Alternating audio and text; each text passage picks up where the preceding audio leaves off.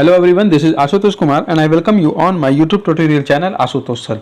आज की इस ऑनलाइन ई लेक्चर क्लास में हम लोग डायरेक्ट से इनडायरेक्ट में जो भी एडवर्बियल चेंज किए जाते हैं उन सबको चेंज करने का प्रोसेस समझेंगे कि कैसे हमें चेंज करना है। तो चलिए शुरू करते हैं।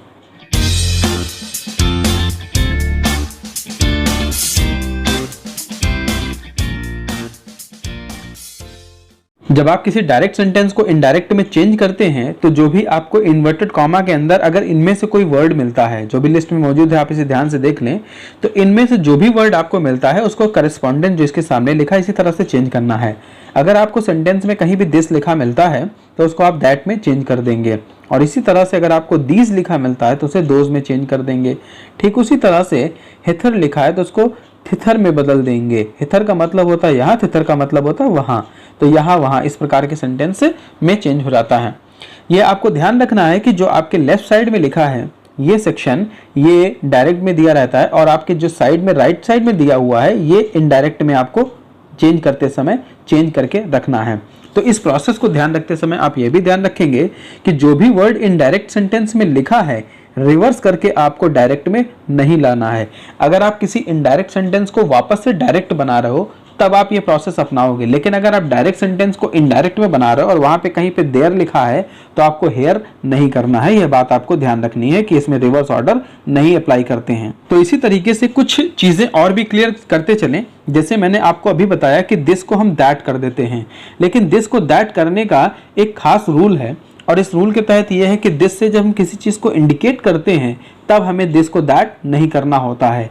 दूसरे शब्दों में आप ये समझ सकते हैं कि अगर दिस कहीं पर एज अ सब्जेक्ट यूज हुआ है तो उसको हम लोग दैट नहीं यूज करेंगे, यानी उसको दैट में चेंज नहीं करना है, तो दिस को दिस ही रहने देंगे।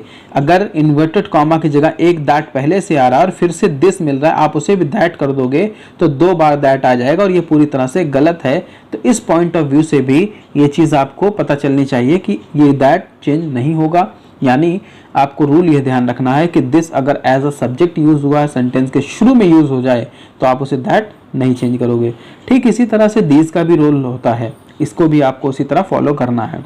लेकिन हेथर तिथर में ऐसा कोई रूल नहीं है, तो हेंस का भी आपको देंस कर देना है, हेयर का भी देयर कर देना है। इस तरह से आप चेंज कर सकते हैं। जो सेंटेंस डायरेक्ट में दिया रहेगा उसमें हेयर लिखा हुआ मिलेगा तो आप उसको देयर में चेंज कर दोगे, लेकिन आपको पहले से अगर देयर लिखा मिलता है तो उसे रिवर्स ऑर्डर में लाकर हेयर नहीं करेंगे आप।